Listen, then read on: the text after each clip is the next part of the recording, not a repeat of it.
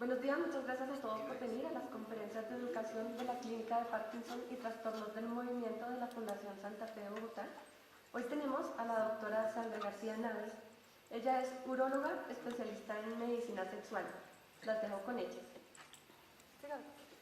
Buenos días nuevamente a todos, qué bueno que van llegando más personas. Pues les cuento que nunca había revisado el tema con enfermedad de Parkinson y me pareció bastante, cuando me invitaron a esto me pareció como muy chévere poder venir y hablar de este tema con ustedes. Como les dijo Nidia, yo soy uróloga de la Universidad del Rosario y tengo una subespecialización en medicina sexual, trabajo aquí en la Fundación Santa Fe en el área de clínicas urológicas, donde manejamos yo manejo la parte de sexualidad, de medicina sexual y también trabajo en la clínica del Contra y soy profesora de sexualidad en la Universidad de los Andes en la Facultad de Medicina. La idea de esto, tengo entendido que las charlas a las que ustedes asisten con cierta periodicidad son como un taller donde ustedes participan y hablan. La verdad es que me parecería más importante y como más enriquecedor para todos que habláramos y no les dé pena interrumpirme. Tenemos más o menos como entre hora y media, 2 horas de esto. Si yo les digo la conferencia, pues nos vamos a tardar menos, pero no va a ser tan útil como si ustedes participan, preguntan y se sienten en toda la libertad de expresar lo que quieran. Yo entiendo que el tema no es fácil, porque hablar de sexualidad es difícil, para nadie es fácil y mucho menos en público decir, no, es que a mí me pasó o tengo esta pregunta o bueno, cualquier cosa que tenga que ver con eso. Pero pues si todos estamos acá, me imagino que de alguna manera a todos nos importa el tema, entonces, y todos vamos a tener de alguna manera las mismas inquietudes o por lo menos parecidas, o pensamos que era tan obvio lo que estábamos pensando y si alguien lo manifiesta, de pronto ya no es tan obvio y podemos encontrar como una respuesta a todas esas inquietudes. No tengo ningún conflicto de interés en esta, les voy a pedir que por favor todos apaguen los celulares, porque tengo un problema, es que me distraigo, entonces me embolato un poco. Y no tengo, como les decía, no tengo ningún conflicto de interés con respecto a esta conferencia. La sexualidad, ¿les parece bien si apagamos un poco la luz para que ustedes puedan ver mejor la diapositiva? No sé de dónde se apaga la luz, si nos ayuda. ¿Señora? Ah, bueno, también para que no dé pena. Está bien, está bien, está bien. Quedamos en el anonimato para los que quieran preguntar, está bien. Apágalo un poquito. Eso, ahí está perfecto, ven mejor ahí, ¿verdad? No se vayan a dormir, por favor. Entonces, vamos a hablar de una definición general de sexualidad, que es la dimensión fundamental del hecho de ser un ser humano. ¿Esto qué quiere decir? Todos somos seres sexuales, estamos basados en el sexo, esto incluye el género es sentirse hombre o mujer, las identidades de sexo, género, orientación sexual. La orientación sexual es la preferencia que tenemos sobre el gusto sexual hacia otra persona, erotismo, vinculación afectiva, el amor y la reproducción, y se experimenta o se expresa en forma de pensamientos, fantasías, deseos, creencias, actitudes, valores, actividades, roles y relaciones. O sea, en resumen, en todo lo que somos. La sexualidad está presente todos los días, en todos los momentos de nuestra vida. Y hay una respuesta neurofisiológica dentro de la sexualidad, y es que hay unas sustancias en nuestro cuerpo que hacen, que digamos tienen una función excitatoria o como de prender todas las funciones, y son los que tenemos aquí al lado izquierdo. Por ejemplo, las hormonas sexuales, la testosterona, los estrógenos, la dopamina, que es a la cual nos vamos a dedicar más hoy, oxitocina y otras más. Y hay otras que inhiben, o sea, frenan todas esas ganas que tenemos o todos esos impulsos, toda esa respuesta sexual también la controla, porque si no nos iríamos para el otro lado. Necesitamos un balance y un equilibrio para que todo funcione de manera armónica. Estos que pueden llegar a inhibir pueden ser la serotonina, los opioides son por ejemplo la heroína es un tipo de opioide, los endocannabinoides y la prolactina. Pero vamos a hablar hoy especialmente de la dopamina. ¿Por qué de la dopamina? Porque ustedes que tienen algunos están sufriendo la enfermedad de Parkinson o tienen familiares con la enfermedad de Parkinson, saben que la mayoría no, todos los trastornos que se producen en esta enfermedad son secundarios a deficiencia de dopamina. La dopamina, en términos generales, su función es mantener el deseo, no estoy hablando solamente del deseo sexual, solamente del impulso, en general el deseo, pero como estamos hablando de sexualidad, la dopamina es la que mantiene como esas ganas, ese pensamiento, esas fantasías. Es una de las sustancias más importantes para que eso esté presente. Como les decía, estaban las otras sustancias que también son importantes, pero hoy vamos a enfocarnos en esta. Es importante también para la excitación. Ahorita vamos a hablar un poquito más de eso y ahorita ustedes me van a contar para ustedes qué sería cada cosa. Y también la dopamina es muy importante en el orgasmo. Para ustedes, yo quisiera saber cómo definirían deseo, porque una cosa que me pasa muy frecuentemente en la consulta es que a veces los hombres llegan y dicen, no, es que no tengo ganas, y lo que tienen es un problema de erección, que son dos cosas distintas. Entonces yo quisiera saber para ustedes qué es un deseo, alguien que me pueda ayudar. No todos al tiempo, por favor, estoy muy abrumada. Un deseo es un estímulo que se da, pues se puede dar de manera interna generado por el propio organismo o de manera externa por algún estímulo o un estímulo externo que lo genera. Exactamente. Pero ¿qué es el deseo? ¿Alguien que creería más que es el deseo? Algo que me llama la atención. Algo que llama la atención. Las ganas. Atracción, sí. Pero la atracción hace que a usted le den ganas de algo, ¿verdad? O sea, usted sí, el deseo. Es la fantasía, es las ganas de, en este caso, de tener una actividad sexual, de buscar un encuentro sexual. Son las ganas, ¿verdad? Que es diferente a una respuesta orgánica. Digamos, esto es un evento muy cerebral. La excitación. Digamos que la excitación es muy parecida en hombres y en mujeres, pero las manifestaciones obviamente son distintas. ¿Alguien qué pensaría que es la excitación en los hombres? Es la respuesta al deseo, la respuesta física al deseo. ¿Y cuál es esa respuesta física? Porque puede tenerla sin necesidad de tener deseo, pero tiene razón. Digamos que si lo vamos encadenando, es la respuesta física. ¿Cuál sería esa respuesta física? La respuesta física es la erección. La erección, muy bien. La erección con base al flujo sanguíneo. Exactamente. La erección es simplemente hay un aumento de sangre en el pene que hace que se ponga rígido. Y dentro de la excitación en los hombres, digamos, lo que se encuentra es que hay una erección. En las mujeres, ¿quién puede pensar en cómo se manifiesta la excitación en las mujeres? Pensar, pues aquí compartirnos el pensamiento al respecto. ¿Perdidos? Bueno. En las mujeres, la excitación se demuestra con lubricación vaginal, con erección en los pezones, con sensación de pulsación como si tuvieran un corazón en los genitales, piroerección. Los hombres también pueden tener algunos cambios como en la piel, también en la erección de los pezones, pero si lo comparamos entre la erección en las mujeres sería más la lubricación y el aumento del tamaño de alguna manera de la vagina y de los labios mayores y menores. Y el orgasmo. El orgasmo, ¿qué es lo más difícil de definir? ¿Ustedes qué es? Es el clímax, es la sensación de máximo placer en una actividad sexual. Es como el top de las cosas, ¿verdad? Y todos estos que hemos hablado ahorita están muy relacionados con la dopamina. Les voy a hablar un poquito de la respuesta sexual. Esto aplica para hombres y para mujeres. Inicialmente, como en los años 60 y hace poquito había una serie en televisión de los señores Master y Johnson que empezaron a hablar de la respuesta sexual. Y ellos empezaron a ver y a describir que la respuesta sexual empezaba con una excitación, después había como una meseta, como un planito, había el orgasmo, esa sensación de máximo placer, y como que subía y de pronto caía y estaba la etapa de resolución, básicamente.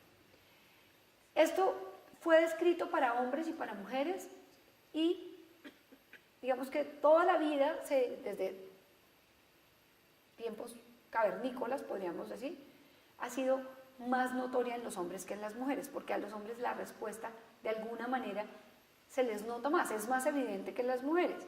Los hombres necesitan una erección dentro de la actividad sexual y las mujeres pueden no tener lubricación, pero podrían tener actividad sexual independientemente que sea dolorosa o tenga otras situaciones particulares secundarias a eso. Pero para los hombres, digamos, es más evidente, por eso siempre se referenciaba más a los hombres que a las mujeres. A partir de los años 60 empezaron a hablar mucho más en las mujeres y en los años 70 una psiquiatra de apellido Kaplan empezó a hablar del concepto del deseo, o sea, de las ganas, que para que hubiera esta respuesta sexual necesitábamos tener ganas para empezar. Entonces lo hacían como lo mencionaban como si fuera una respuesta lineal, o sea, me dieron ganas, después me excité, después tuve un orgasmo y acabé, básicamente. Pero no es tan así. En esta parte de la respuesta sexual influye muchísimo la parte cultural y la parte social, la parte religiosa, la parte de las creencias. Nosotros todavía vivimos en un país culturalmente machista, donde la expresión en general de la sexualidad está más permitida a los hombres que a las mujeres. Evidentemente en las últimas generaciones ha cambiado un montón. Uno ve que ahora las mujeres son mucho más abiertas, explican más, expresan más, y no está tan mal visto, aunque en algunas ocasiones sí, como si fueran los hombres. Y entonces antes se podía decir, ay, no, es que este hombre tan gallinazo, tan divino, pero como es mujeriego, pero es que es sensacional, es un Casanova, un Don Juan, pero si la señora era igual, es que era una señora necia, de mala reputación, una vagabunda, pero que cómo se le ocurría, porque la parte cultural y religiosa ha hecho que eso sea así. Y dentro de todo esto, la respuesta sexual, las mujeres no podían expresar mucho lo que querían o lo que no querían. De hecho, no sé si ustedes han oído las anécdotas que a veces llegaba la señora, como les dice a veces, a pedir mucha cuerda en la casa y el marido se ponía furioso y preguntaba, ¿es que usted dónde aprendió estas cosas? ¿Es que usted qué es lo que le está pasando? Yo no me casé pues con la santa que pensaba. Y si uno va a ver, pues no tiene nada que ver con ser santo o no santo, simplemente son expresiones de la sexualidad. Entonces, a partir del 2002, otra psiquiatra empezó a hablar más de una respuesta sexual femenina. ¿Y qué empezó a decir? Que la respuesta sexual femenina no es tan lineal, que en los hombres sí podría seguirse, digamos, manifestando como se venía mencionando, que era deseo, excitación, orgasmo, resolución, pero en las mujeres no opera igual, porque no necesariamente todas las mujeres tienen que tener ganas para poder empezar una actividad sexual. Pueden no tener ganas, pero el acercamiento de su pareja, las caricias, la situación y el momento hacen que se metan en esa actividad sexual y la actividad sexual sea satisfactoria y empiezan a disfrutar y van bien. A veces pueden tener o no tener orgasmo y ser igualmente satisfactoria, lo mismo puede pasar con los hombres. Y dentro de la respuesta sexual respuesta sexual femenina, hay muchos factores que además influyen, las experiencias previas, la parte social, también la parte biológica, la parte psicológica y la satisfacción que ha tenido o no frente a la actividad sexual. Ya entrando en materia en cuanto a la enfermedad de Parkinson, me imagino que todos ustedes, porque veo que si tienen estas reuniones saben muchísimo de la enfermedad, con seguridad ustedes saben más de la enfermedad que yo, eso sí estoy convencidísima. Pero básicamente hay una pérdida de las células que nos producen dopamina. La dopamina es aquella que nos regula esos movimientos muy finos y todas estas otras situaciones que les mencionaba. Cuando se empieza a presentar la enfermedad de Parkinson y empieza a disminuir la dopamina, pues evidentemente empieza a haber una serie de manifestaciones que nos van a afectar no solamente la parte motora, sino también hay unos síntomas que son no motores, que no hacen parte como tal de los movimientos. Y quería contarles que los hombres que tienen disfunción eréctil tienen más riesgo de hacer enfermedad de Parkinson.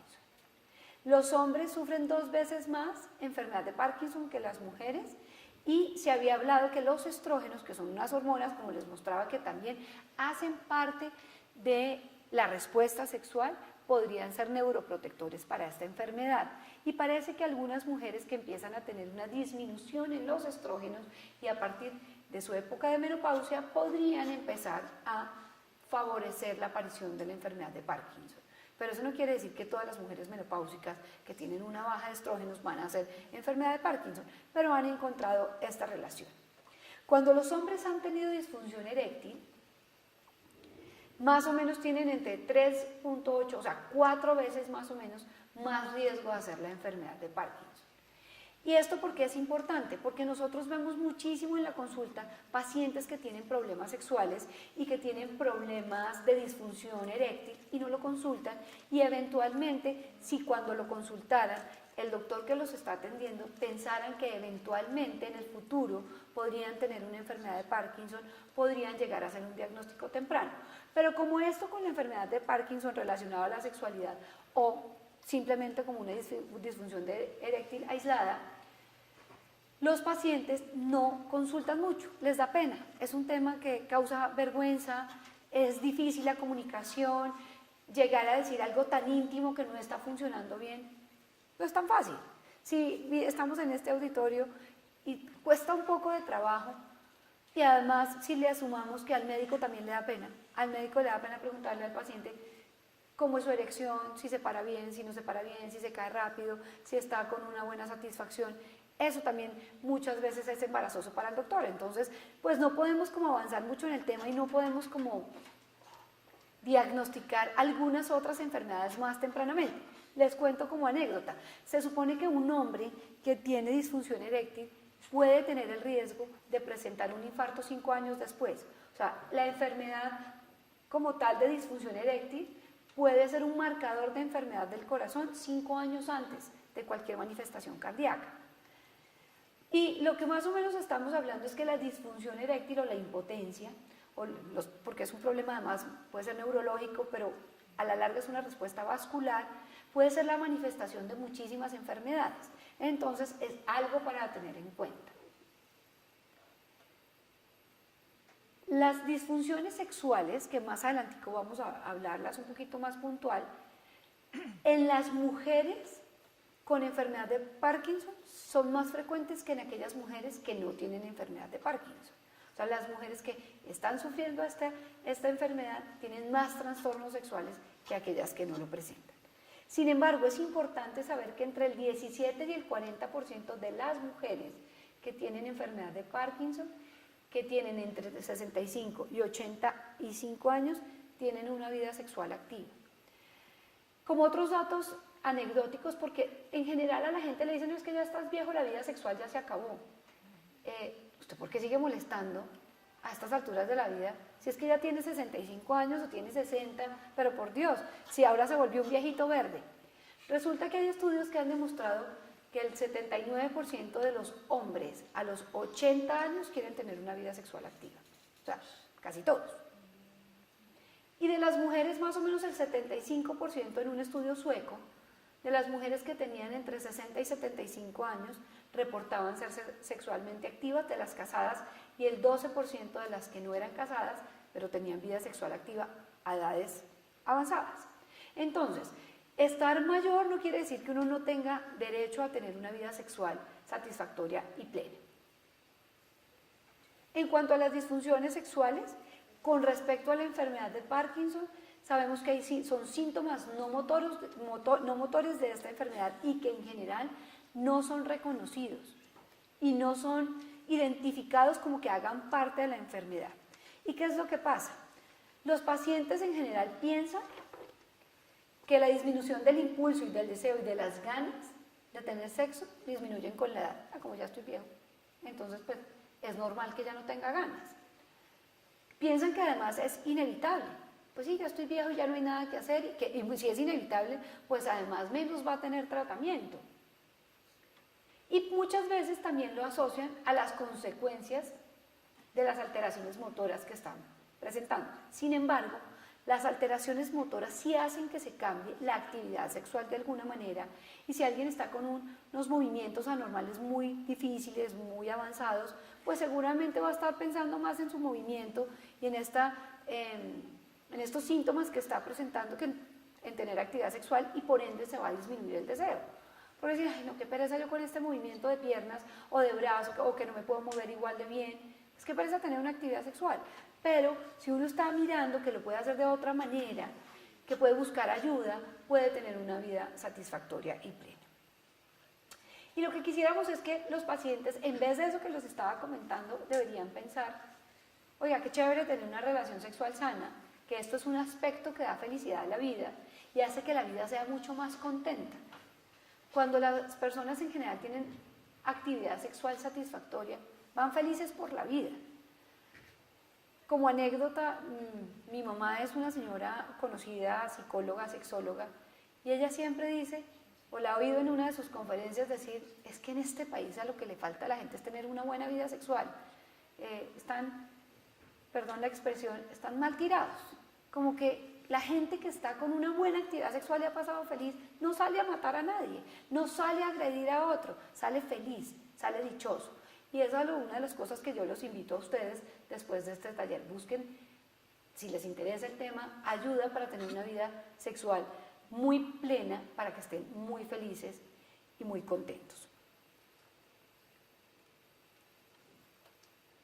Esto ya lo habíamos hablado, que es más frecuente en los hombres que en las mujeres, pero en las mujeres que tienen enfermedad de Parkinson también es más frecuente en aquellas que no la tienen. El 80% de los hombres que tienen enfermedad de Parkinson, pero es que además hay muchos factores, no solamente es la enfermedad como tal, sino que la enfermedad de Parkinson se empieza a presentar más o menos después de los 60 años. No quiere decir que en personas más jóvenes no se pueda presentar, pero se presenta. Pero es más frecuente en los mayores. Pero en los mayores también hay otra serie de enfermedades que nos acompañan, como la diabetes, la hipertensión, enfermedades neurológicas, cirugías de la próstata, entre otros. El colesterol alto, estamos gordos, entonces se produce una cosa que se llama el síndrome metabólico, hay enfermedades vasculares que van a empeorar todo esto. Y si además le sumamos esta otra enfermedad, pues va a hacer que las personas tengan mayor dificultad. El 80% de los hombres que tienen esta enfermedad tienen disfunción eréctil, tienen alteraciones del deseo, en las ganas, en la fantasía, como les pongo yo el ejemplo a mis pacientes, en las ganas de comerse el helado. Pero eso no quiere decir que uno vaya a comer helado todos los días, pero le pueden dar ganas de comerse un helado, es más o menos lo mismo. Entonces, como el mejor ejemplo. El 40% de los hombres pueden tener eyaculación rápida, pero hoy casi el 80% no eyaculan. Y muchas veces la eyaculación rápida, y se los voy a mencionar más adelante, va a tener que ver mucho más con el tratamiento que con la enfermedad como tal, cuando hablamos de eyaculación rápida. El 87% de los hombres además pueden presentar anorgasmia. Ay, me lo estás pasando. Espérate. En los hombres, en general, desde el punto de vista cultural y de la respuesta sexual, la mayoría de los hombres eyaculan y tienen orgasmo al tiempo. Sin embargo, gracias, hay hombres que aprenden a tener orgasmo, que es esta sensación de máximo placer, y no eyacular. No sé si algunos de ustedes han oído del sexo tántrico, ¿no? Bueno, son unas corrientes más que todo orientales hacia meditación y control de la respiración, y aprenden a respirar también, que logran tener esa sensación de máximo placer, pero no eyaculan porque estas personas dicen que al eyacular hay una pérdida de energía. Y en este caso no es que tuvieran una alteración en la eyaculación, sino que simplemente es por voluntad propia. Y el 5% de los pacientes que tienen enfermedad de Parkinson tienen hipersexualidad. Pero sí voy a hablar especialmente un poco más adelante de la hipersexualidad como consecuencia del tratamiento. En las mujeres, el 84% refieren que hay una disminución del deseo sexual. El 75% no logran tener un orgasmo, es más difícil, se necesita más estímulo, es más demorado y de menor intensidad. Y la hipersexualidad puede presentarse en el 0,5% de estas mujeres. Yo quisiera saber si tienen alguna pregunta, algún comentario, porque se me van a dormir. Esto está muy oscuro. ¿Todos vamos bien? ¿Vamos clarito? Oye, una pregunta. Señora. ¿El estado emocional de la persona influye? Por supuesto. Toda la parte emocional, psicológica y social influye en la respuesta sexual y en la vida sexual. Si uno está estresado por cualquier motivo, la vida sexual se puede alterar. Y si uno además, como vamos a ver un poco más adelante, dentro de la enfermedad de Parkinson, se acompaña muchísimo de depresión, nos empeora también la respuesta sexual. Estar deprimido, aburrido, triste, muchas veces hace que la gente no quiera tener una actividad sexual. Hay gente que está deprimida o que está triste, pero no pelea con la actividad sexual, ¿cierto? Dicen, ¿yo por qué voy a pelear con esto si esto me ayuda? Pero en general, si uno tiene un trastorno de depresión importante y se siente muy triste, evidentemente lo último que va a querer tener es una actividad sexual. Pero hay otras causas que van a empeorar esta función sexual, no solamente la parte, como hablábamos, del deseo, la excitación y todo, sino que la enfermedad de Parkinson de alguna manera altera la función sexual, porque si hay rigidez, si los movimientos se vuelven muy lentos o muy repetitivos, o algunas veces ya la enfermedad está avanzada y hay dificultad para voltearse en la cama, nos va a llevar también a una inestabilidad emocional, porque es pensar, hombre, yo antes estaba muy bien, lo podía hacer de manera más ágil, no tenía este movimiento que me incomoda, que le puede incomodar a la pareja, altera la función y la respuesta sexual de alguna manera. Y por supuesto los efectos secundarios de los medicamentos. Hay también la disminución de la expresión facial dentro de la enfermedad. Y ustedes saben que el lenguaje preverbal en general es importante dentro de las relaciones, porque cuando uno no tiene muchas expresiones, la otra persona como que no puede copiar mucho lo que uno quiere decir. Esto también puede influir un poco. Hay alteraciones del sueño. Los movimientos de las piernas a veces hacen inclusive, o los movimientos anormales, que las personas tengan camas separadas, pero eso no solamente pasa con la enfermedad de Parkinson. ¿Qué tal los que roncan? Y entonces le dicen, bueno, no solamente váyase de cama, sino de cuarto, porque es que, ¿señor? De casa. Ah, de casa. No, bueno, sí, váyase, porque es que este ronquido no lo aguanta nadie, muchas gracias. Y por supuesto, la depresión. Yo quiero que me hablen más algunas cosas, yo quiero que ustedes me vayan diciendo algo de lo que hemos hablado acá.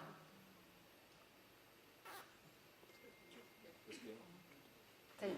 Pues yo creo que la sexualidad no solamente se debe reducir al hecho de tener el coito como tal, físicamente hablando, sino que la sexualidad tiene muchas más dimensiones. Yo pienso que los seres humanos tenemos que trascender la sexualidad no solamente al plano de un coito como tal, físicamente hablando, sino que hay muchas otras expresiones del abordaje de esa sexualidad. Excelente. ¿La señora Trasqueros quería comentar algo? Bueno, yo quiero decir una cosa. Yo tengo a mi esposo con Parkinson y he estado metida en muchas cosas para poderlo ayudar y salir adelante en todo. Estuve en una conferencia muy buena que nos ha ayudado muchísimo, donde decía que la mente es terrible, que uno se puede curar con la mente, con la actitud positiva, creando la dopamina. Hemos hecho con mi esposo una serie de cosas que estamos aterrados porque él, por ejemplo, a las 3 de la mañana se tenía que parar a tomarle el cardiópano a Europa, y con estas terapias que estamos haciendo a diario, dirigidas, como me enseñaron, mi esposo a las 3 de la mañana no se ha tenido que parar a tomar el medicamento. Se lo toma como porque le da miedo dejarlo y todo, pero la actitud que ha tenido de alegría, de ganas de salir adelante, de todo, es terrible. Entonces, siempre hemos venido a las conferencias, pero he descubierto con mi esposo que la actitud del cerebro, la actitud positiva, el entusiasmo y todo influye muchísimo en el estado anímico y las ganas de salir adelante. Además hay que tener en cuenta una cosa, la mente evidentemente es poderosa. Hay neurotransmisores que pues desafortunadamente cambian, por ejemplo como sucede en la enfermedad de Parkinson, pero pasan situaciones cuando la gente tiene problemas de erección. Entonces, no tener erección es absolutamente devastador para un hombre.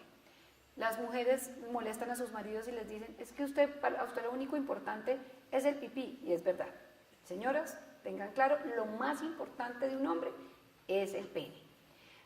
Porque Eso hace que tengan confianza, es lo que los hace ser hombres masculinos, sentirse con confianza. Y cuando tienen algún problema con el pene, esto es un trauma, no es una crítica, no lo estoy criticando, estoy diciendo lo que yo veo de la realidad en la consulta. Y entonces la mente empieza a maquinar y dicen, claro, ya la próxima vez no me va a funcionar. Y entonces llegan a su próximo encuentro y empiezan. A veces no lo hacen ni siquiera consciente, ¿no? Sino que va pasando en el transcurso del día o de la situación en la que está ahí desempeñándose sexualmente y empiezan. No se me va a parar, no se me va a parar. ¿Y ahora yo qué voy a hacer? Y no se me va a parar, y no se me va a parar, y no hay poder humano que tenga una erección. Porque realmente dentro de la, como dice la señora, la actitud de la cabeza es importante, porque además cuando hay estrés y cuando uno empieza a pensar de estas cosas, por ejemplo, específicamente con la erección, hay una liberación de adrenalina, que es la hormona, como cuando uno está estresado, angustiado, la que lo hace que se defienda. Y esa adrenalina hace que el músculo del pene se contraiga. Y al contraerse, pues no va a haber erección, porque para que haya erección se necesita que el músculo liso del pene se relaje para que entre sangre. Entonces, por ejemplo, con lo que nos decía la señora de la actitud y de la cabeza, todos esos pensamientos, de alguna manera negativos, hacen que también se altere físicamente la respuesta sexual. O, por ejemplo, los que tienen eyaculación rápida. Me voy a venir, me voy a venir, me voy a venir. Claro, y ahora me van a dar lore y me van a decir que yo tan egoísta, que es que yo solo pienso en mí, y se vino. Y tuve eyaculación y no hubo posibilidad de frenarla.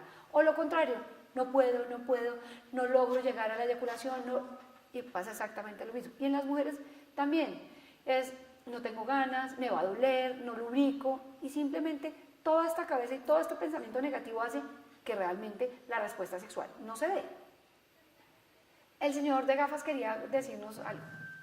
Buenos días. Buenos días. Siguiendo la línea del señor que ahorita comentó sobre el tema de sexualidad y sexo, es como el tema más o menos que yo quiero abordar, porque la sexualidad tiene que ver con una afectividad.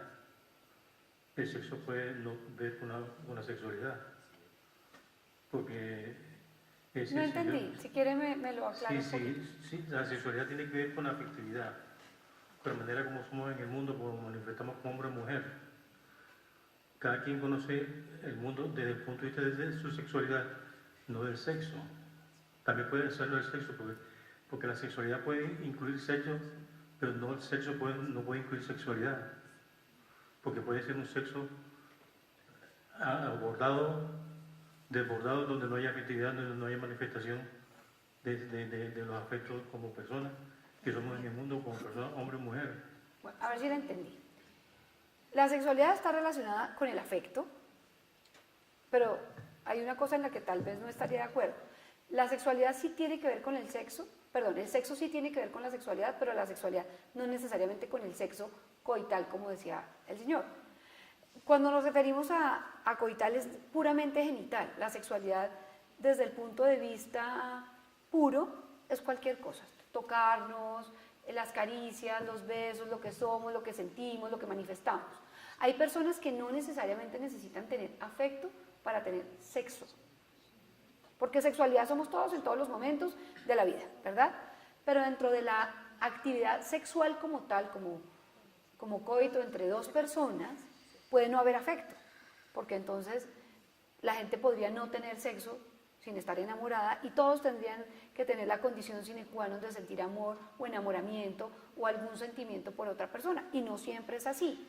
Pero es para algunas personas, y lo que dicen nuestro asistente es que es individual, y eso es muy importante. Cada cual vive la sexualidad de acuerdo a sus experiencias, sus creencias, sus pensamientos, y a pesar de que uno quisiera que muchos tuviéramos unos pensamientos más amplios, lo más importante que hay que tener es respeto por uno mismo y por el otro. Cada cual ve su sexualidad y vive su sexualidad y su manera de tener actividades sexuales como mejor le parece, como mejor se siente, como mejor disfruta, pero uno tiene que ser respetuoso de la sexualidad del otro, ¿cierto?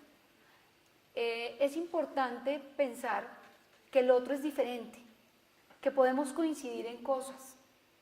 A veces no coincidimos, pero nos podemos respetar y pasar bien, y querernos si tenemos una relación, ayudarnos, satisfacernos, pero cada cual tiene que empezar a pensar en su propia satisfacción para poder de alguna manera satisfacer al otro.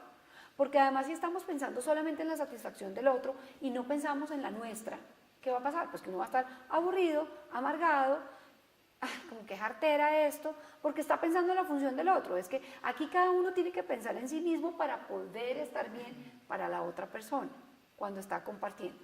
Cuando son, digamos, relaciones esporádicas, eventuales, cuando las personas, por ejemplo, acuden a acompañantes o les gusta ir a ciertos sitios donde no conocen ni siquiera a la otra persona, eso es una actividad sexual que es absolutamente respetable, que nadie debe juzgar, porque como les digo, cada cual hace y tiene su sexualidad como mejor le parece y como mejor se siente. Lo más difícil en este tema es juzgar al otro. Yo digo mucho a mis colegas cuando les dicto conferencias y a mis estudiantes sobre todo, porque son los que están aprendiendo, y es que la posición personal de uno no importa. Y yo hace poco les decía a unos cardiólogos que cuando yo, pues ya llevo muchos años de uróloga, casi 15, y cuando empecé a hablar del tema, yo no ponía mis pensamientos frente a la consulta, pero sí pensaba y decía, ay, es que ahí están pintados los hombres, porque obviamente en una consulta de urología, pues uno oye muchas historias, ¿verdad? Y yo decía, ay, Dios mío, pensaba, ¿no? La inmadurez. Pero uno va creciendo y va entendiendo, aunque mi tratamiento no tenía nada que ver con ese pensamiento que yo tenía hace 15 años, sí salía de la consulta y pensaba y decía, ay, los hombres no son tan juiciosos como yo creía. Son más como en las películas. Y después entendí que no solamente son los hombres, las mujeres, y que hay hombres juiciosos, no juiciosos, mujeres juiciosas, no juiciosas, y que todos, desde que estén bien y no estén irrespetando a la otra persona, lo estamos haciendo bien. O sea, lo importante es respetar a los demás, respetar a la persona con la que estamos, y dentro de esa palabra respeto ustedes pueden incluir lo que quieran. No voy a hablar de qué significa respeto, porque además para una persona lo puede ser algo y otra cosa puede no serlo. Pero, por ejemplo, algo que uno ve muy frecuentemente en la consulta es que mi esposo quiere tener actividad sexual todos los días y yo quiero 3 veces a la semana. Obligar a una persona a tener actividad sexual todos los días sin que la otra quiere puede ser irrespetuoso, pero obligarla a tener cada 3 días cuando el otro quiere todos los días también lo puede ser. Entonces, qué bueno es, venga, pongámonos de acuerdo, busquémosle un término medio para que los dos estemos bien. Yo no quiero todos los días, pero tampoco quiero cada 3 días. Y eso simplemente, ese es un buen ejemplo. Y cuando yo les decía que uno va madurando con el tiempo, es digamos como una invitación que les hago. Es importante no juzgar a los demás. Cuando uno juzga, cree que uno es el que tiene la verdad absoluta y que es el que sabe todo. Y en este tema sí que menos se sabe, porque es personal, es de cada uno. Y lo más importante es no agredir de alguna manera a las otras personas. Hay personas, por ejemplo, que les encanta ciertas posiciones y para la otra es una agresión. Compartamos, hablemos, comuniquémonos. Algo que me llama muchísimo la atención en general en la consulta es que las personas en la pareja no hablan del tema. Yo muchas veces les digo a los pacientes, bueno, ¿y uno cómo tiene una actividad sexual con alguien? Se desnuda y no habla del tema. Y no hablan. Como en las épocas de hace mucho tiempo, que entonces había una sabanita como con un huequito, ¿ustedes se acuerdan? Y pues yo lo he visto en las películas, eso no me ha tocado en la vida real.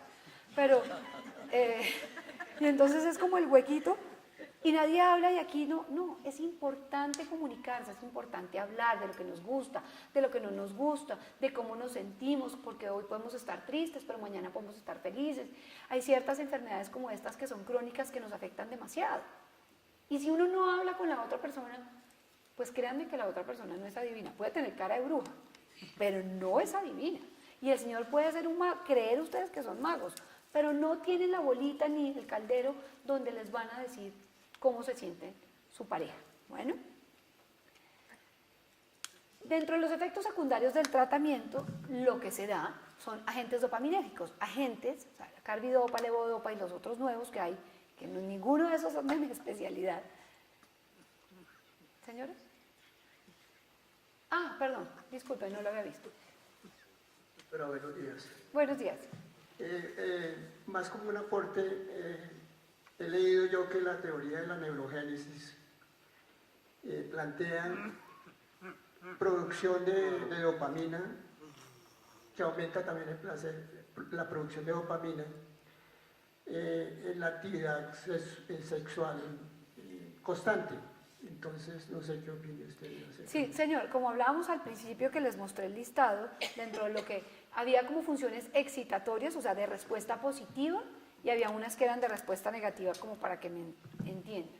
A veces no es tan fácil hablar para pacientes, porque uno necesita utilizar un lenguaje muy sencillo y uno está acostumbrado a pensar en lenguaje complejo, que ese fue en el que aprendió. Pero volviendo a su tema, en estas sustancias excitatorias o positivas, la dopamina es absolutamente importante en la actividad sexual. Por eso, en las cifras que les mostré, los pacientes que tienen enfermedad de Parkinson, que se les ha bajado la dopamina antes de recibir el tratamiento, tienen estos trastornos.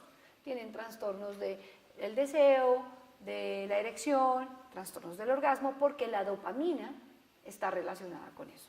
¿Sí? ¿Estamos ahí claros con el tema? ¿Le satisfizo la respuesta? Sí, muchas gracias. Doctora, yo quiero preguntar una cosa. La dopamina nosotros la podemos obtener no con medicamentos, sino, bueno, eso es una sustancia que la produce el organismo, como decir el cortisol, igual, y la dopamina. Yo, por ejemplo, me he dado cuenta que psicológicamente, como me enseñaron a producir dopamina, que es riéndonos, actitud positiva, siendo alegres, eso es verdad. Porque, por ejemplo, mi esposo, con esa actitud que hemos tenido últimamente, de buscar chistes, reírnos, darnos mensajes positivos, vamos a salir adelante, la vida es divina, la vida es alegre, bueno, una cantidad de cosas, yo sé que esas cosas producen dopamina. Y no solamente dopamina, sino hay otras sustancias que son positivas para la satisfacción del ser humano. Por ejemplo, cuando las personas tienen orgasmos, hay una liberación de endorfinas, cuando la gente está feliz, cuando la gente se ríe, y eso hace que haya un bienestar. Realmente no conozco los estudios, como les digo, yo no soy experta en enfermedad de Parkinson. Sé que cuando se utilizan agentes dopaminérgicos, o sea, que contienen dopamina, y se estudian muchísimo en la parte sexual, porque la dopamina estimula ciertas áreas del cerebro que son importantes, por ejemplo, para el deseo.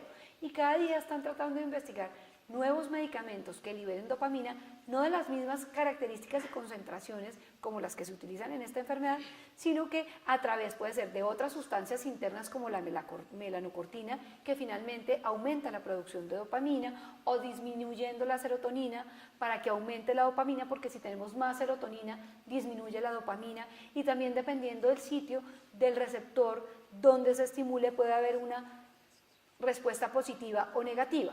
Y en cuanto a la respuesta sexual, sí hay medicamentos nuevos, sobre todo para mujeres.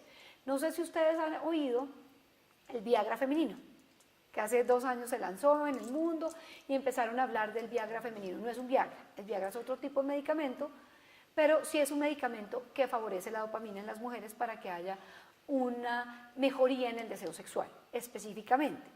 Pero con respecto al resto de la producción de dopamina, si se hace endógenamente por otras cosas, no conozco los estudios y pues nos tocaría eso consultarlo con el neurólogo, con el neurocirujano, que son las personas que manejan este tipo de enfermedades y de pronto les pueden ayudar muchísimo más con este tema.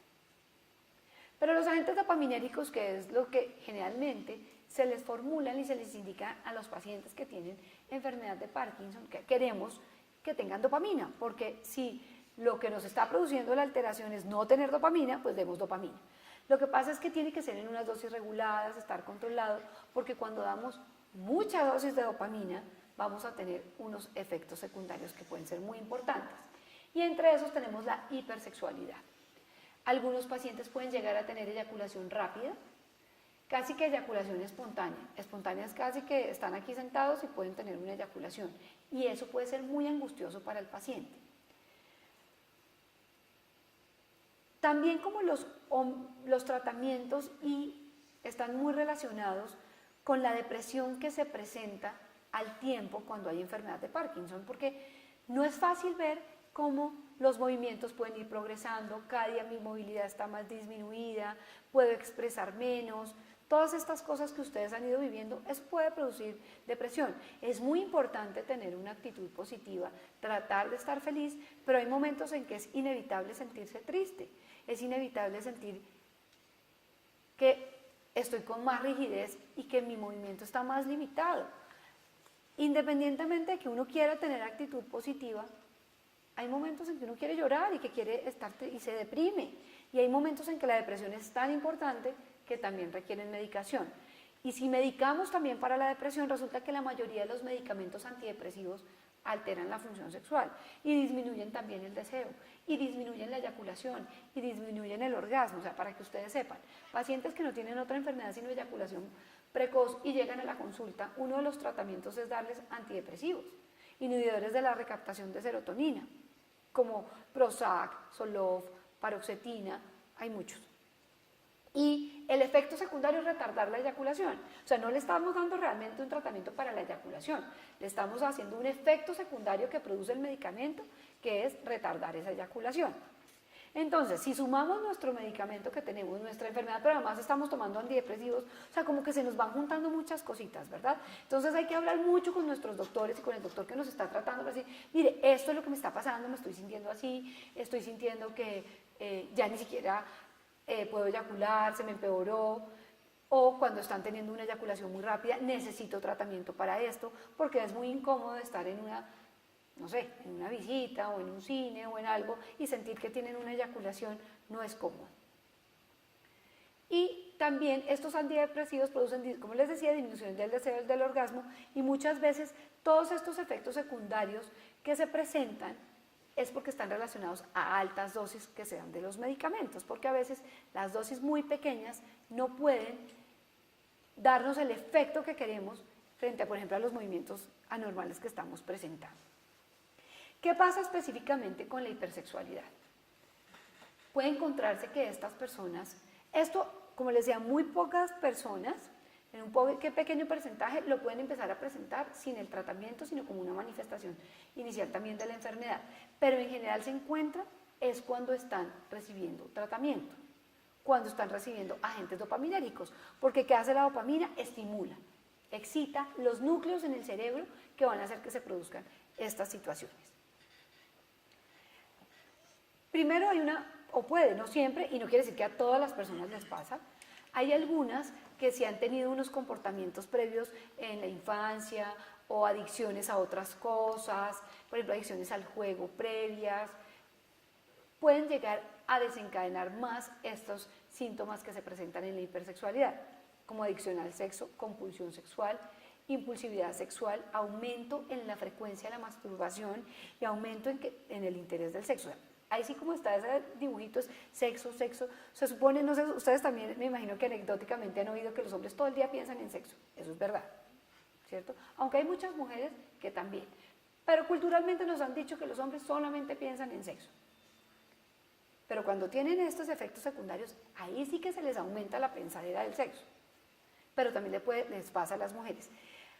La mayoría de los estudios han demostrado que muchas de estas hipersexualidades se ven un poquito más en hombres que en mujeres, pero en las mujeres, cuando dicen que no se ve tanto en mujeres, es porque la parte social y cultural está muy arraigada, de lo que hablábamos al principio.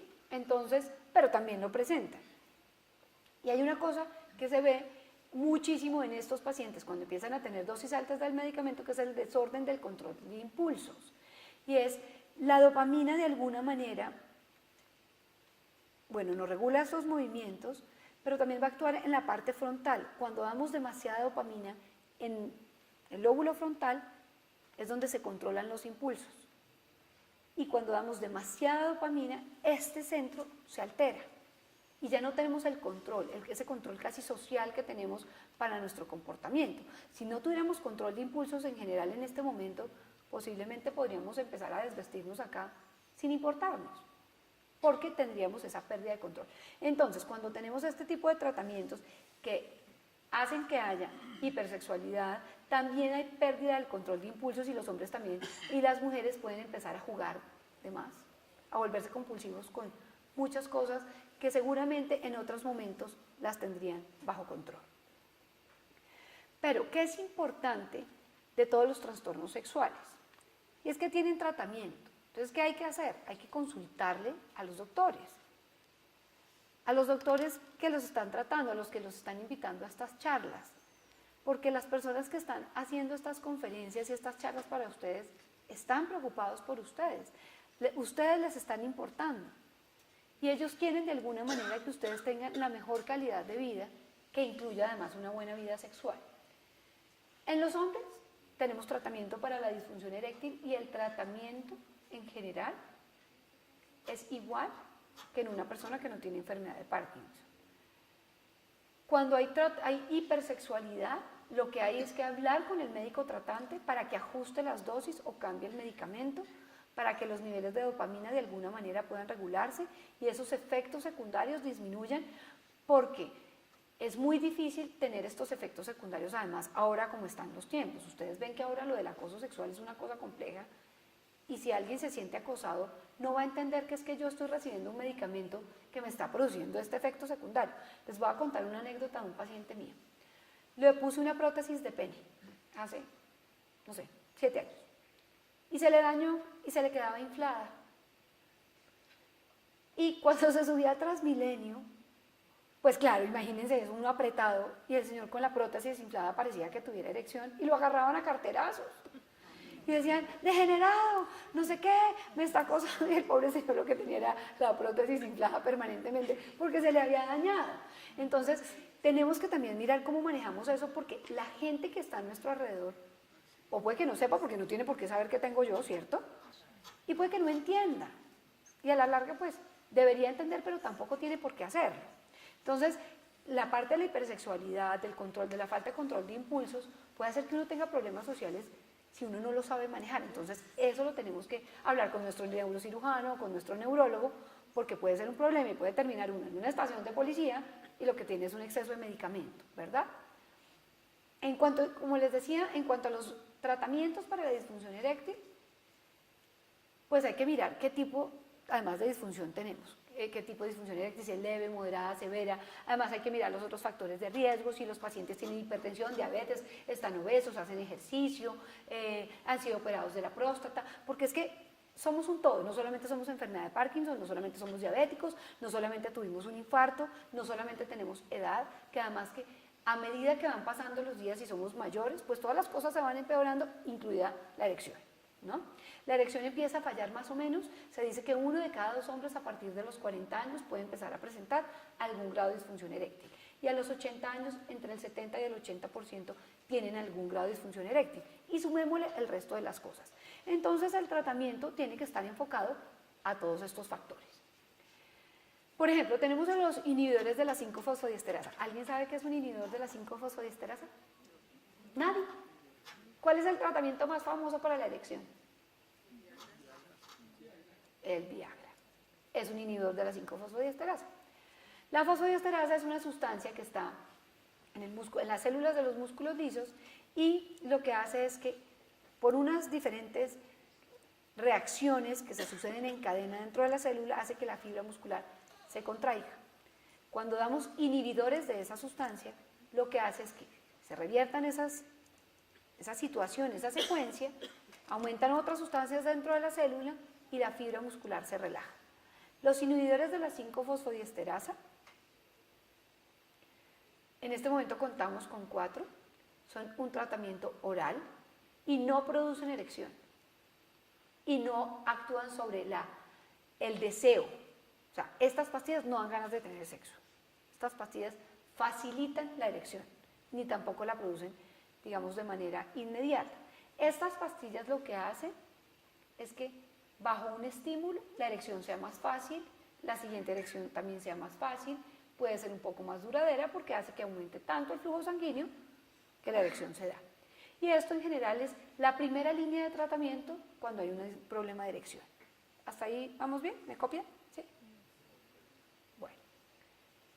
Pero tenemos otras líneas de tratamiento. Resulta que hay pacientes que no pueden tomar inhibidores de la 5-fosfodiesterasa, como aquellos que toman algunas drogas para el corazón, como los nitritos, los nitratos, el isordil, bueno, todos estos nuevos que se dan para dilatar las arterias del corazón, no los podemos mezclar con esto, porque ahí sí se infarta uno y se muere. Ahí es cuando uno se muere tomando el Viagra. La mayoría de los pacientes no toman esos medicamentos. El medicamento tipo Viagra, Levitra, Anime, Cialis son seguros. Son muy seguros y además protegen los vasos sanguíneos. Hacen que se liberen otras sustancias dentro de los vasos sanguíneos y favorecen de alguna manera toda esa telita que está dentro de los vasos sanguíneos que se llama endotelio. Les tengo una noticia. Los inhibidores de la 5-fosfodiesterasa no producen hipertensión.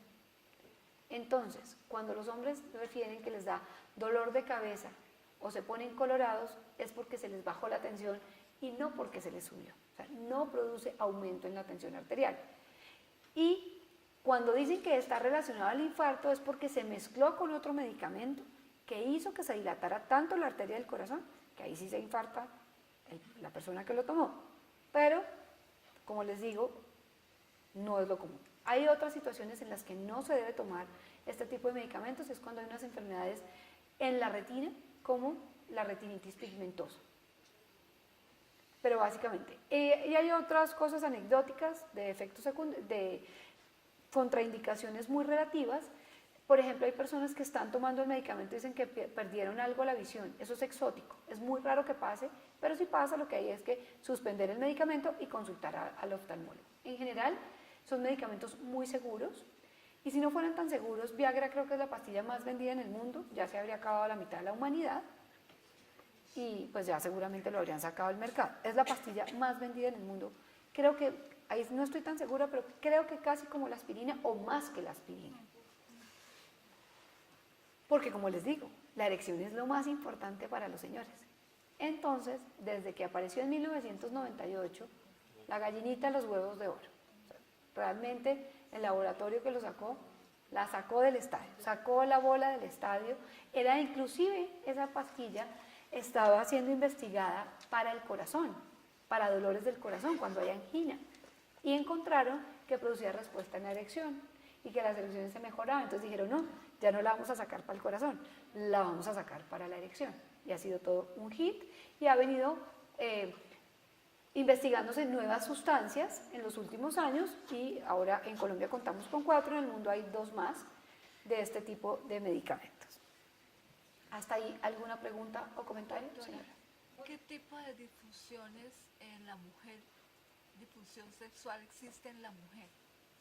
Bueno, no, creo que no me quedó muy claro entonces antes, pero bueno, vamos a hacer un paréntesis con respecto al tratamiento. Yo le escuché. ¿Quiere repetir la pregunta para que todos la oigan? ¿Qué tipo de disfunción sexual existe en la mujer? Bueno. Las disfunciones sexuales en las mujeres se dividen también como en los hombres, en trastornos del deseo, trastornos de la excitación, hay trastornos del orgasmo, igual que en los hombres, pero adicionalmente en las mujeres tenemos los trastornos dolorosos. ¿Cuál es la característica tanto en los hombres como en las mujeres, pero específicamente dentro de la definición de las disfunciones sexuales en las mujeres? Y es que cause angustia, que la persona se siente estresada porque no tiene ganas. Yo pues creo que no había quedado ese punto muy claro, pero siquiera la señora no lo refiere y yo vuelvo y lo repito. La excitación en las mujeres es la lubricación, el aumento de la vagina, el aumento de los labios menores, mayores, hay piloerección, o sea, como la piel se pone como de gallina, los pezones se ponen duros. Básicamente esos son algunos de los cambios que se dan durante la excitación en las mujeres. Hay aumento del tamaño del clítoris, pero es un aumento del tamaño sutil. No hay una rigidez como tal en el clítoris porque no tiene las mismas características de las túnicas que tiene el pene, porque el pene sí necesita atrapar sangre para que se ponga duro. En la mujer lo que se necesita es que simplemente crezca para que la penetración sea menos incómoda y sea más placentera. Simplemente se vuelve como una esponja, digamos, para permitir una penetración más adecuada. Las ganas, como ya lo habíamos mencionado, simplemente las fantasías y las ganas de tener sexo. Los pensamientos. Acuérdense que tener ganas no implica que uno va a hacer. Y hay que tener en cuenta una cosa.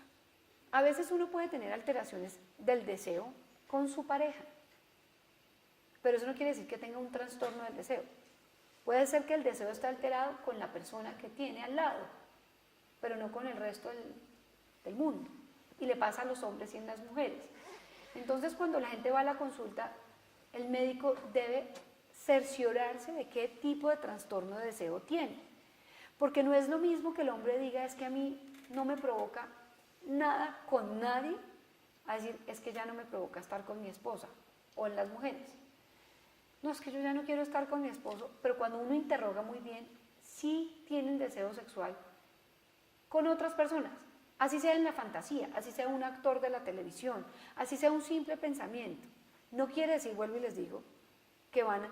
Porque uno les pregunta a los pacientes, bueno, ¿y usted le gustaría tener sexo con otra persona? No, yo soy supremamente juicioso, yo solamente tengo actividad sexual. Estoy hablando de las ganas. Y ahí va clarísimo el ejemplo del helado. A mí me gustan todos los helados. No tengo trastorno del deseo, ¿cierto? Porque me gustan todos los helados. Pero de pronto, me gustan todos los helados, pero no me gusta el de chocolate. No quiero, no tengo ganas de comerme el de chocolate, pero el de fresa, el de vainilla, el de guanábana, el de arequipe, sí me encantaría comérmelos. No sé si el ejemplo es claro. Y le pasa a hombres y a mujeres. Y el tratamiento es distinto, porque cuando uno tiene un trastorno del deseo selectivo, el problema es de pareja, de problema de la relación que tenemos entre las personas, no un trastorno que realmente amerite tratamiento con medicación, por ejemplo.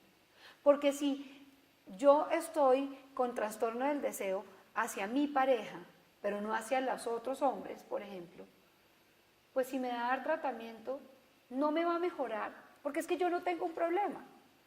Desafortunadamente no existe la pastilla mágica que haga que uno se vuelva a enamorar del marido o de la esposa y le vuelva a encantar como antes. El día que eso pase, si algún día me la logro inventar, creo que me volvería como los que se inventaron Viagra. Sería lo mejor, señor. Doctora, yo creo que... Gracias. Yo creo que usted en este momento está tocando un tema bastante interesante, que no es tanto la relación sexual como la intimidad. En la medida en que yo como hombre tenga una estabilidad emocional, pues se la puedo brindar a mi esposa, ¿cierto? Y sucede que al haber esa relación hay intimidad, lo cual incluiría el sexo. No sé si me estoy explicando. Perfectamente. Entonces, al haber al estar estable yo emocionalmente, puedo brindarle estabilidad emocional a mi esposa. Y viceversa. Y viceversa. Y esa estabilidad yo la llamo intimidad. Esa intimidad nos lleva a nosotros a gozar un sexo con o sin cosas alternas. Por supuesto. Pienso yo entonces que aquí lo que se debe buscar en el ser humano no es tanto el factor sexo como desahogo, sino más bien la proyección del individuo en su estabilidad emocional, para que pueda brindar una relación íntima, tener primero una relación íntima, brindar una relación íntima y poder gozar como pareja. Y no sé si me expliqué. Claro, pero además hay que tener en cuenta una cosa. Es cierto lo que usted dice, pero además hace parte de su pensamiento y es válido y es aceptable y está perfecto para usted. Puede ser que para otra persona tener sexo como tal con su pareja o no con su pareja sea absolutamente importante. Y volvemos a lo que les decía antes, eso es demasiado individual. Es importante la intimidad, pero esas son nuestras creencias, nuestros sentimientos, lo que uno está haciendo, ¿verdad? Lo que uno tiene. Volviendo al tema de las disfunciones sexuales femeninas, entonces, y con respecto al trastorno del deseo, que les puse el ejemplo de los helados, entonces no es correcto tratar a alguien que solamente tiene una alteración de deseo con una persona, pues porque es que no tiene un trastorno del deseo, porque cuando hay un trastorno del deseo es generalizado, es el que amerita tratamiento. Desafortunadamente, a veces les damos tratamientos a los pacientes pensando que tienen un trastorno del deseo generalizado y resulta que es que solamente con la señora o solamente con el esposo. Yo les pongo este ejemplo muy seguido a los estudiantes y es, la señora está, digamos, tranquila en su casa, pero no tiene una muy buena relación con su marido es un poco agresivo, incluso la puede golpear, pero por la noche llega como si nada. Pues la señora evidentemente no va a tener ganas de tener sexo o intimidad, o como lo quieran llamar, con este señor, porque ha estado de alguna manera agredida. Y va al ginecólogo. Doctor, es que yo no tengo ganas de tener sexo. Pero si no ahondamos un poco en lo de esta señora, vamos a pensar que es que no quiere tener sexo en general. Y lo que pasa es que no quiere tener sexo es con este señor, que la agrede, pero después llega como si nada. ¿Sí?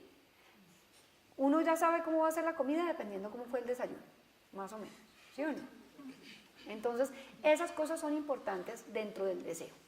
Pero hay muchos pacientes que tienen trastornos del deseo, hombres y mujeres, y no quieren sexo con nada, ni se emocionan viendo una película, a mucha gente le gusta la pornografía y no se interesan con la pornografía, algunos practican masturbación y ni siquiera tienen interés de masturbarse, o sea, no hay nada.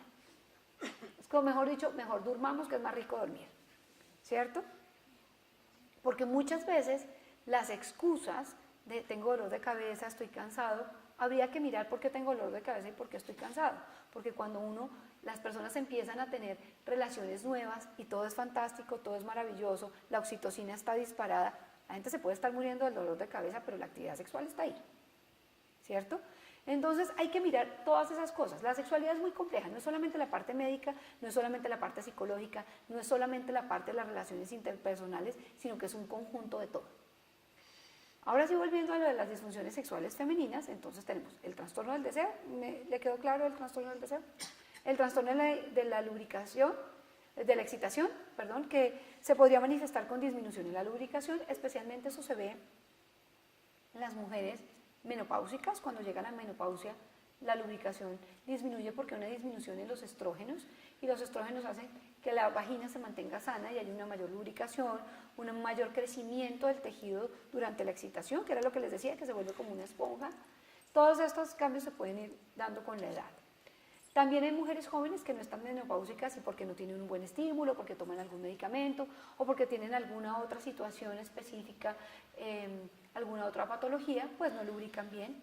Muchas veces en las pacientes jóvenes lo que encontramos es que no tienen un buen estímulo y pueden tener trastornos de la lubricación. Pero este ejemplo que les voy a poner también les puede pasar a las personas mayores.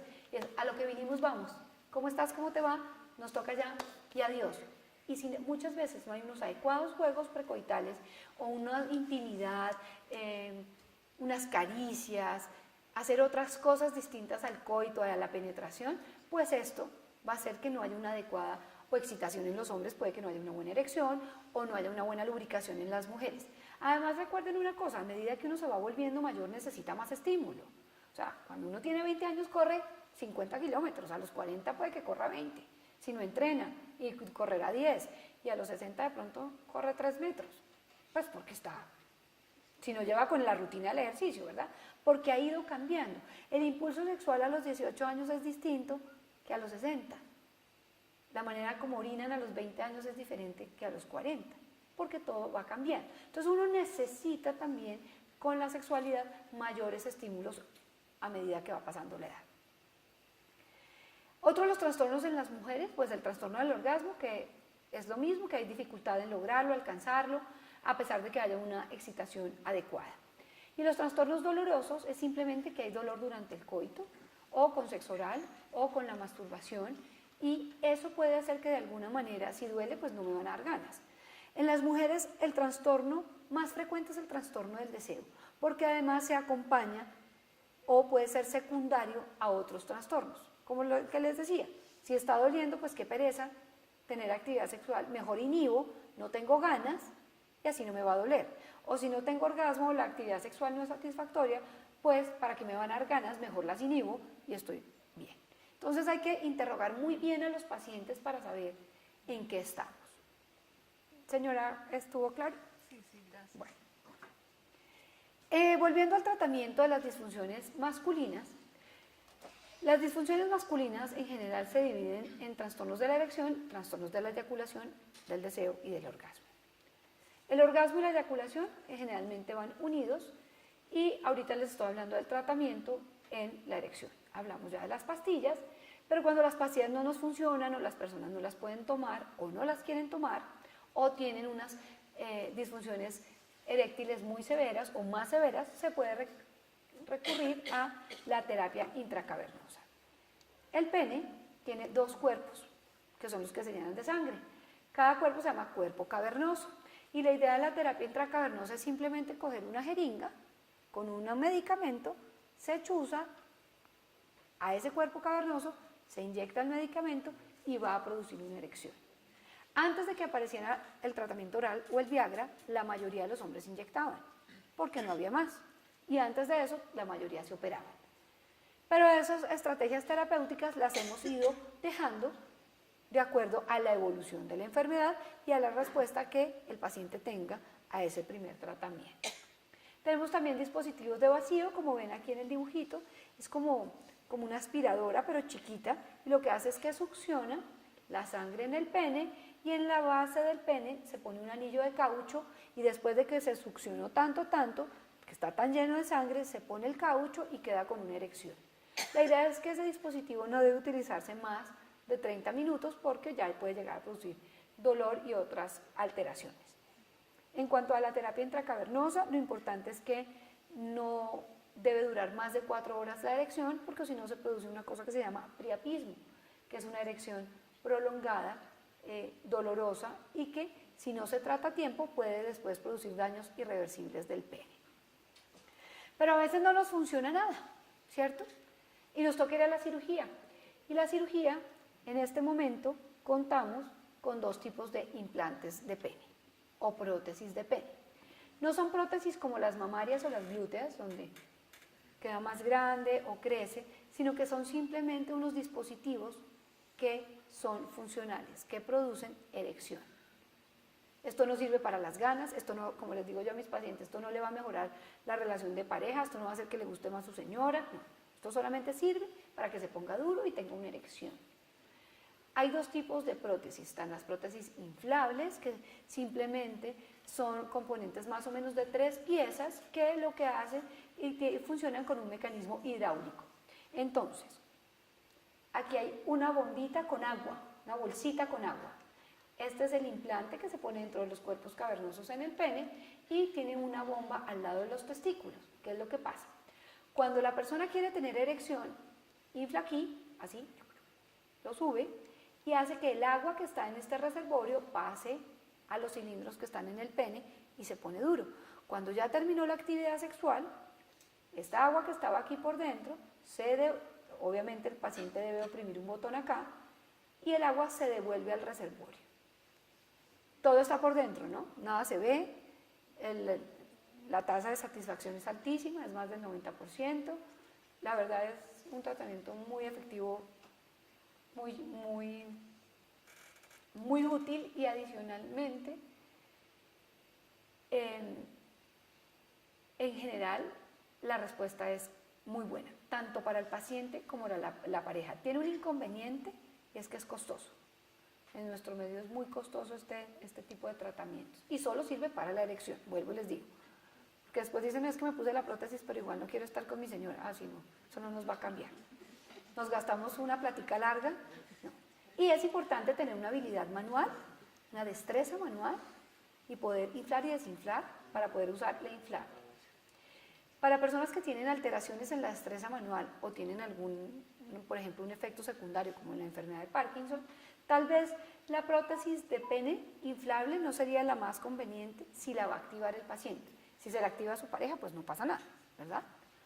Pero como se necesita destreza manual, no podría ser una opción, pero la maleable sí. Y la maleable simplemente son unos tubos, como ustedes ven aquí, son como si fuera un alambre dulce, no es un alambre dulce, pero para que me entiendan, recubierto de una especie de silicona que se introduce también en los cuerpos cavernosos y lo que hace la persona es que lo dobla o lo desdobla. Cuando quiere tener actividad sexual lo desdobla, queda en rigidez, y cuando quiere ya terminar su actividad sexual o ya la terminó, simplemente lo dobla y queda así en esta posición.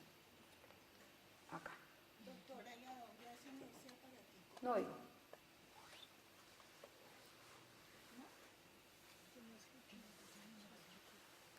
¿Qué hay?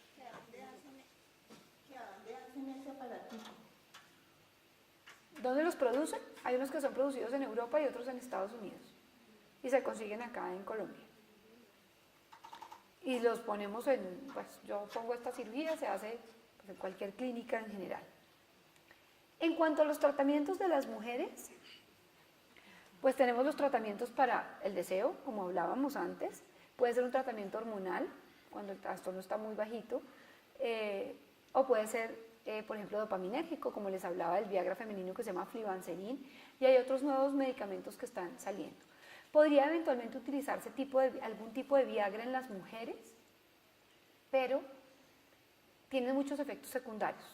Se me olvidó mencionarles, los efectos secundarios de estos medicamentos pueden ser dolor de cabeza, que se pongan colorados, que se tape la nariz, puede dar algo de taquicardia y con el tadalafilo puede dar algo de dolor muscular en las piernas y en la espalda. Estos medicamentos eventualmente se pueden utilizar en mujeres que tienen trastornos de la lubricación, porque mejoraría la lubricación, porque relaja también el músculo liso, tanto del clítoris como de los labios menores y mayores, sobre todo lo que está por debajo de estos labios, y favorecería pues el flujo sanguíneo. Pero produce más efectos secundarios, mucho dolor de cabeza en las mujeres, hay que usar dosis bajitas. También existen dispositivos de vacío, también para los trastornos de lubricación, como el que tenemos acá. Este es un dispositivo que es como una chupita, pero se pone sobre el clítoris. Y al prenderse va a succionar y va a mejorar el flujo sanguíneo local y va a producir una mejoría de la sensación de la excitación local.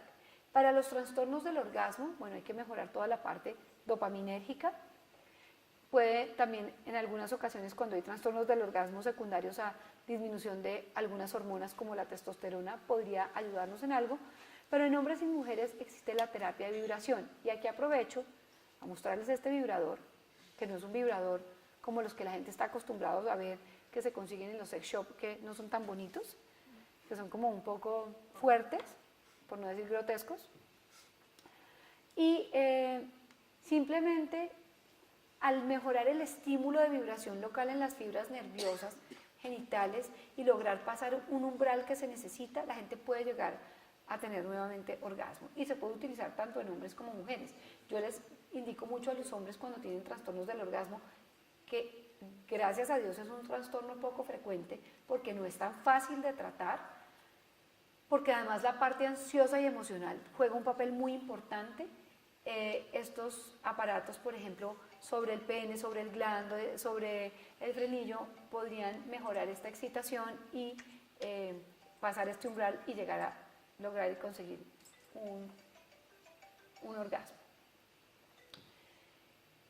Hay una cosa que aprovecho para decirles acá y es que el pene no es lo único importante en la actividad sexual y ni tampoco la vagina, ¿cierto? Hay muchas zonas que son para explorar, para encontrar, y cuando uno empieza a tener ciertas enfermedades o algunos efectos secundarios, por ejemplo después de cirugía, las cosas cambian. Y estas pueden ser oportunidades para que uno de alguna manera retome y busque cosas nuevas, para explorar nuevas cosas, para tener nuevas sensaciones, para salir de la rutina. Podrían, por ejemplo, también utilizar la vibración, los vibradores, solos, acompañados, una persona se lo puede poner a la otra y así sucesivamente. Y es importantísimo en la salud sexual respetarse, valorarse, conocerse, afirmar, expresar, establecer, pensar, decidir, aceptar, mejorar, comunicar, disfrutar e informarse. Eso es importantísimo para tener una buena vida sexual. La comunicación sexual abierta es clave. Por ejemplo, en este tipo de enfermedades como la que nos trae aquí en este momento, podemos empezar a practicar algunas posiciones que puedan ser más cómodas. De pronto la que estábamos acostumbrados antes o la que más nos gustaba, ya nos cuesta más trabajo. Busquemos otras. Pongamos la imaginación al tema. Mejoremos la intimidad, y eso tiene que ver mucho con la comunicación. Mejorar los juegos, introduzcamos aparatos, untémonos cremas, hagan ambientes más románticos una vez, otras veces pueden ser menos románticos. No sé, invéntense cosas, busquen ayuda. La terapia sexual es importante. Buscar consejería, buscar terapia en nuestro comportamiento frente al tema. Y lo que les decía antes, muchas veces requerimos ajustar las dosis del tratamiento que estamos recibiendo para nuestra enfermedad de base, en este caso la enfermedad de Parkinson. Porque ya para terminar, ¿quién dice que no se puede? Muchas gracias.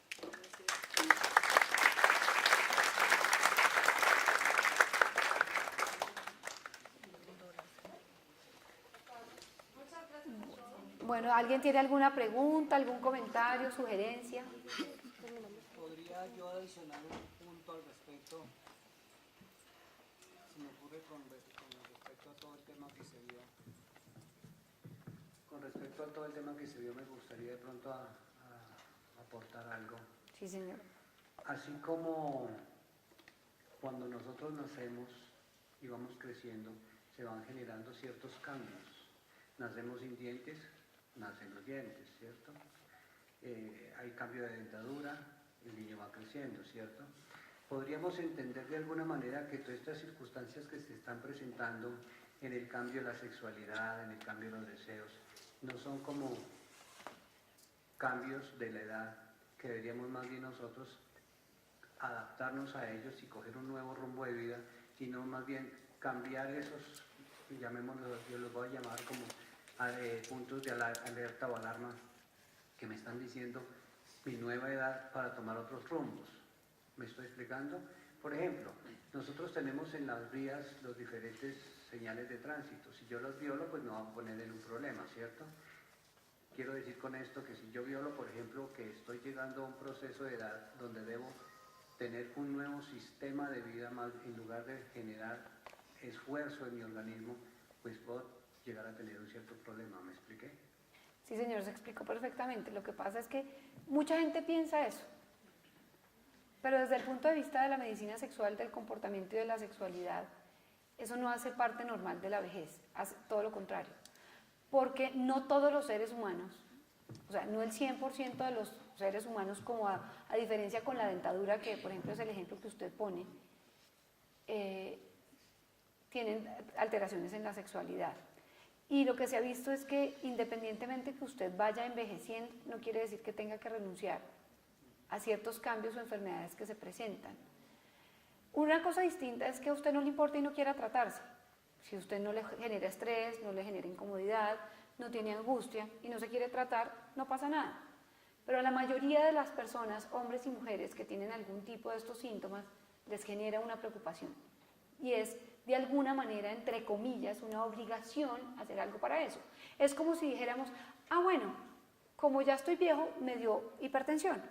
¿Para qué tomo tratamiento para la tensión si ya estoy viejo y ya es parte de la edad?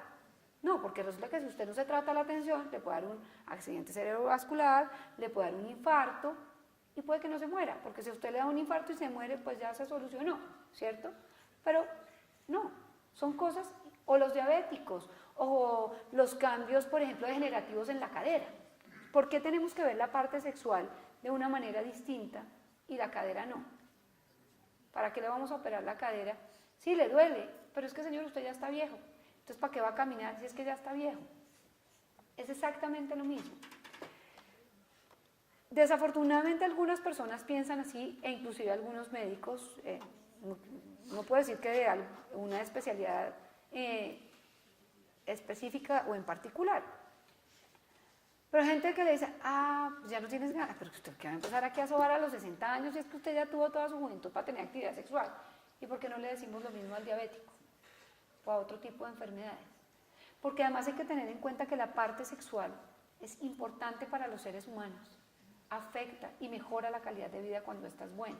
Pero vuelvo y le digo, si yo soy una señora que ya no tengo actividad sexual, ya no tengo deseo, y no me importa, siquiera que dicha esto ya no más, pero no quiero, ni siquiera voy a buscar ayuda.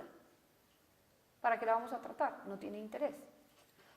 Eso casi es como la persona que tiene una enfermedad terminal y no se quiere hacer nada. Nadie puede obligar a que se haga algo para su enfermedad, ¿verdad? Pero si la persona sí quiere hacer algo y quiere tener una mejor calidad de vida, o quiere enriquecer su vida de pareja, o toda la vida ha sido importante su sexualidad. ¿Por qué? Porque estoy mayor, ya no tengo derecho. Si, como lo muestran los estudios, la mayoría de las personas cuando son mayores de tercera edad y muy mayores, por no decir casi que ancianos, quieren tener una actividad sexual satisfactoria. Yo creo que eso es lo que tendríamos que pensar. ¿Alguna otra cosa? ¿Todo clarísimo? Muchas gracias, doctora, por haber venido a dar esta bella conferencia. Muchas gracias a todos por asistir. No se les olvide que el 25 de noviembre vamos a hacer un compartir. Entonces ahorita terminamos de dividir para ver qué quieren traer y los esperamos. Va a ser en la carrera 9ª con 119. El parqueadero es por la entrada de la 119 y es en el 7º piso de la Fundación Santa Fe del edificio nuevo. Bueno, ¿Y traen 9 de cosas la cada mañana. uno? Sí, vamos a hacer un compartir ya. Que sea la oportunidad de que traigan cositas para que se muestren cosas chéveres del tema que acabamos de hablar. ¿Qué tal que alguien mire lo que encontré, me sirvió y lo voy a compartir con los demás? No el propio, ¿no? Sino les dan la idea, el nombre, las cosas. No, y todos saben que las charlas quedan grabadas en internet, saben que perpetúen para que por favor las compartan con quien quieran y puedan hablar del tema.